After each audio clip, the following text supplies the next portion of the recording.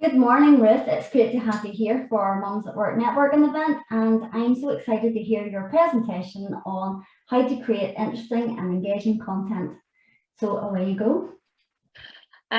Thank you for inviting me along to do this. I hope that there's some useful stuff in this for everybody. There's some stuff that people will probably be aware of, or maybe they've kind of done it without even thinking sometimes, but it's good also to kind of put a bit of structure to it as well. So it's just 5 tips and tools to create interesting and engaging content. So number 1, target, share, and engage. And what I mean by that, before you do anything on social media, think about who it is that you're looking to reach. Who is your typical customer? Who's the target audience? So let me just think of maybe a bridal shop, for example. They're going to be looking for newly engaged couples, newly engaged women in particular, maybe even mothers of the bride to invite their daughters along. So that's going to be their target audience. They're going to be looking to create content for them. They're going to be thinking about what platforms are they on that we're going to reach them with. So maybe it's platforms like Instagram or Facebook, or maybe even Pinterest as well. Putting some images on Pinterest of lovely new dresses that have come in, or dresses for the winter season, or maybe it's more of like a bohemian vibe wedding dress, or doing all of these different things, thinking about who your target audience is, sharing for that audience in the relevant place, and engaging with them in that place as well. So not just broadcasting a message, but interacting and having an ongoing conversation, a two-way conversation with your audience. Number 2. Oh, sorry, just going back. Some of the wee things that you can be doing on the likes of Instagram and various other places is putting up polls or asking your audience to submit questions to help with that engagement and create a conversation. I know some of the ladies on the call here already are very good at that. Keep doing it. But be sure to be asking questions, getting audience interaction going. That will help with the algorithms thinking this is interesting content for other people to see as well. It's not just about you feeling like you have some good friends online here supporting you. So number 2, content ideas generally fall within 2 different categories, one being evergreen and the other being seasonal. So evergreen content is the content that is always going to be true about your business. Or for the most part, maybe your business will change slightly in the future, but it's going to be true today, tomorrow, next week, next month, next year, a couple of years down the line, the stuff that's going to be the standard message of what your business is about. So for me, I'm a social media manager. I'm also a social media trainer. And I also help people with social media paid for advertising. So that's kind of the evergreen messaging that I want to focus on, but there's different creative ways that I can do that as well. However, within that, there's seasonal content that you may need to think about. So for example, maybe I have a workshop coming up that's open to everybody and I want to promote it. That'll be a seasonal piece of news. Or maybe I'm going to be receiving an award and I want to share about it as a seasonal piece of content. So I want to just give a little bit of an example. This is for say a coffee shop, okay? So they'll do this little table. This is something you can do as well. Put a table out of evergreen, seasonal, and this can be really helpful for you when you're coming to do your content plans, or maybe there's a day and you haven't done a content plan. You're thinking, I need to post something today. What are some of the things I can post? I have no ideas. What can I do? If you have this written somewhere, you can always refer back to it and go, this is where I'm going to start from. So evergreen, say you're a cafe. Maybe you want to think about your breakfast menu, specialty coffees, takeaway lunches, outside catering, a loyalty card, and messages about the team. That's going to be your ongoing evergreen content, stuff that's going to be relevant to the business today, tomorrow, next week, next year. Then your seasonal content is going to be looking at maybe like a specials menu. Maybe you've got like a Valentine's menu coming up soon. Not soon, obviously, because this is the middle of August, but I'm just thinking about a seasonal special menu. Maybe you're going to run a cookery class. That could be a one-off event, or it's just every other month. Christmas dinner and that menu, or how to book your Christmas meals. Opening hours change, which has been quite relevant to a lot of businesses in the last year and a half or so. Staff training, maybe you've got a staff training event that's on and so the business is closed today, or maybe you want to celebrate staff and achieve some qualification of some kind. Or maybe you're going to run a charity event within the business as well, and you have that as a piece of seasonal content. The other thing that you can think about with seasonal content is even special days of the year. So, for example, I know Nicola's on the call. Last week was World Breastfeeding Week. She has used that as a lot of her content, that's going to be relevant to her, and that's a seasonal piece of content. You can be finding some of these things through daysoftheyear.com or by searching Awareness Days UK, for example, and looking up what's going to be some of those days that are going to be relevant to you in your work. Maybe even some that aren't so relevant and just so fun to get onto. So like, National Pizza Day, who doesn't love that? And it's going to be relevant for everybody because everyone loves pizza. So thinking about some of that seasonal content that's going to help you be relevant to your business, but also help you find new connections and new audience to engage with. So this is after you've done a bit of that, you can use a social media planner, something like this, a bit of a spreadsheet, just to throw in some of the ideas that you have. The date, is there a specific date you have to put it on? What's your post status? Have you written it already? Have you got great content still? Has it been scheduled? You can type in your topic or category, what the theme is, any extra notes. So go on with different columns, adding in the graphics, or if someone needs to send something to you, whatever it may be. Keep a bit of a plan once you've got that idea of what your seasonal and your evergreen content is. So number 3,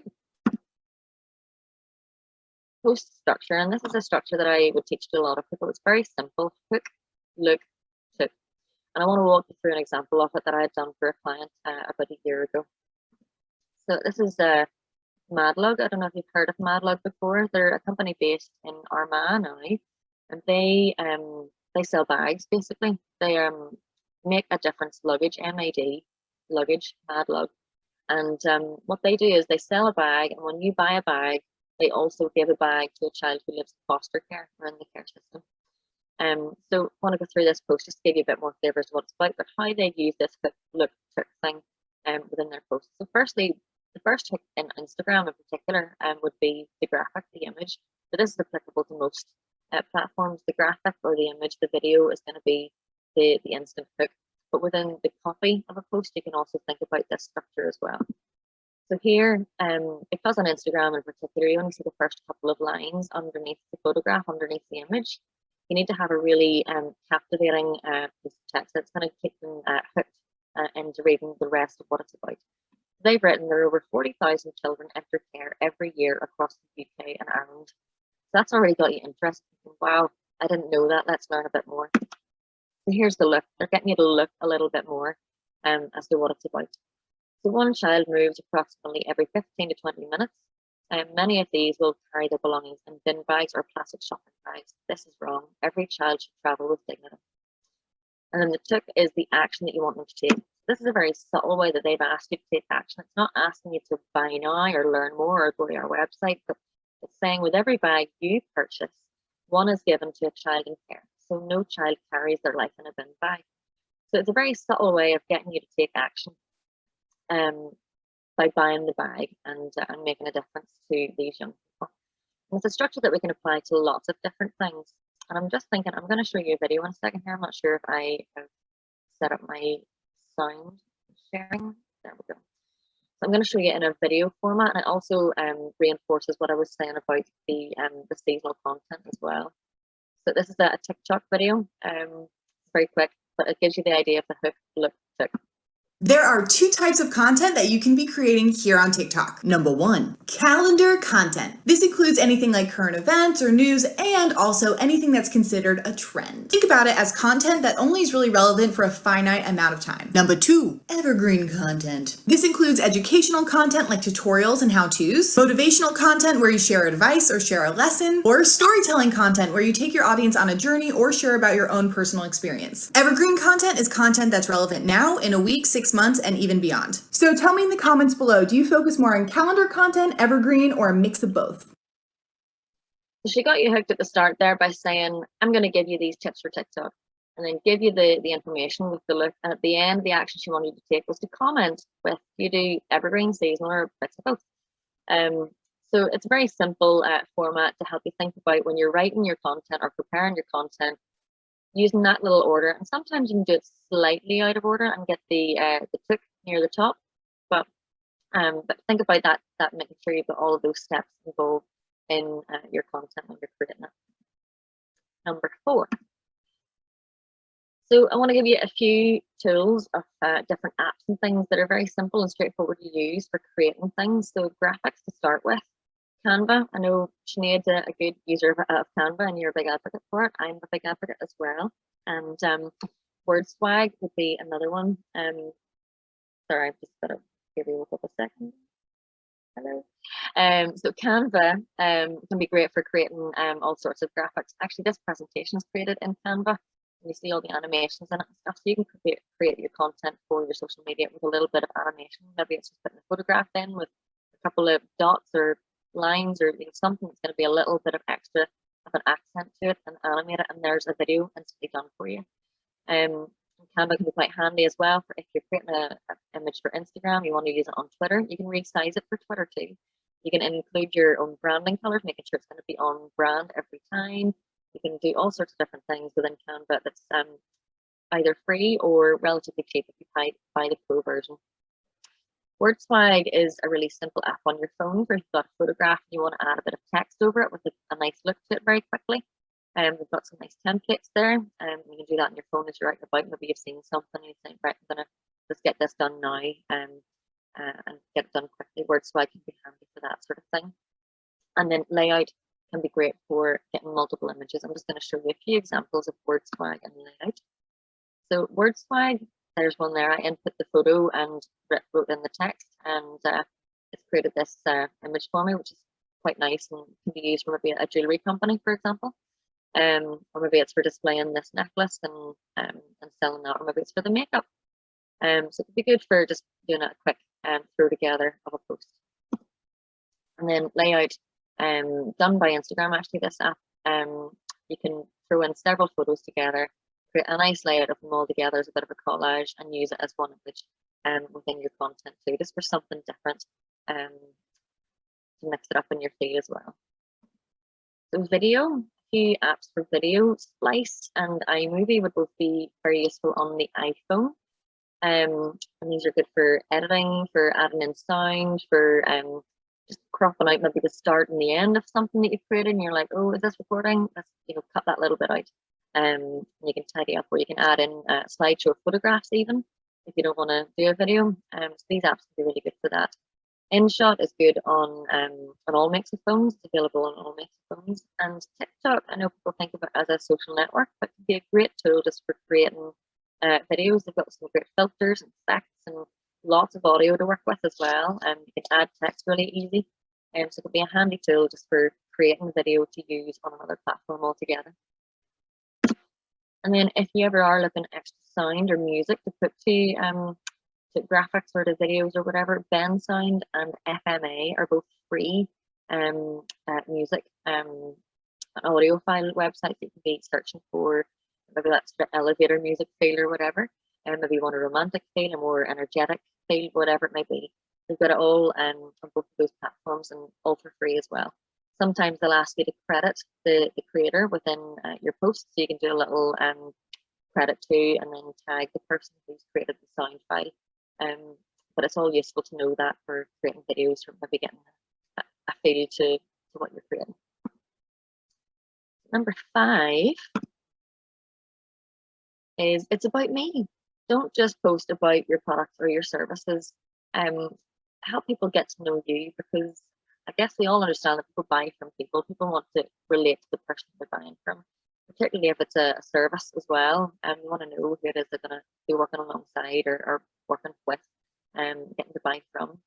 So don't just post about your products or services. And for me, I wouldn't just be posting about, I do social media management and all the rest of it. I do training events, I do whatever. I would be talking about maybe even the arrival of this little lady, or I'm trying to do a presentation where they're sleeping on my lap and all this sort of things occasionally. So don't just post about your products or your services. And here's some ideas of things to post about yourself. So fun facts about you. So for example, did you know I did a skydive 2 years ago and raised £3,000 for a charity? It's quite close to my heart. If you want to support the charity, you can go to Throwback Thursday. You can be talking about this time 5 years ago, I set up my business, and this is where we come from. Or this time last year, we moved into our new premises. I'm doing a bit of a throwback message. You could say hello to new followers. Quite often we think about, there's no point saying, hi, my followers are already here. They go back to my old content and see that message. But people don't always browse back in your content, so it's good to repeat yourself sometimes and say, for anyone new that's following, here's who I am, here's what I'm about, great to have you along the journey. Do a bit of behind the scenes, so I can maybe take a photograph of me with baby sleeping and doing this presentation today and share that on my social, for example. Or maybe it's even just a photograph of the coffee mug beside your laptop and ready to start the day, and a bit of a message about that. Why you do what you do. So maybe telling people, what is it that got you into what you're doing today? I know for Sinead, setting up Mums at Work was important because she wanted to meet other mums who were in a similar position herself, and it was a passion for her. And it's great to be able to share that story, and that also brings other people along on the journey. Maybe helps them to go, actually, I want to meet other mums too, or I buy into that message. I am about that too. Life updates. So for me, I could be sharing about baby, for example, but maybe you've had a new puppy join the house, or you've had a child moving out of the house, which is maybe a big life event too. So thinking about life updates and things that you're up to personally, without feeling like you have to share your whole personal life either. Sometimes good just to let people have a little bit of an idea as to who you are and what you're interested in. Also ask for questions. So occasionally ask people to ask you questions. What do you want to know about me? Or if you could learn anything about my childhood, what would it be? Or anything like that. And then also a day in the life. You could do, particularly within your stories on Instagram and Facebook, a day in the life feature, talking about how you go about your daily work and daily routine. That's the 5. I'm just going to recap. So 1, target, share, and engage. 2, seasonal and evergreen content. 3, hook, look, took when you're writing your content and preparing it. 4, think about your graphics, video, and sound. And then number 5, it's all about me. Making sure that you're sharing the message about yourself as well. And that's all I have to say, and I'll just open the floor to any questions if anybody has any.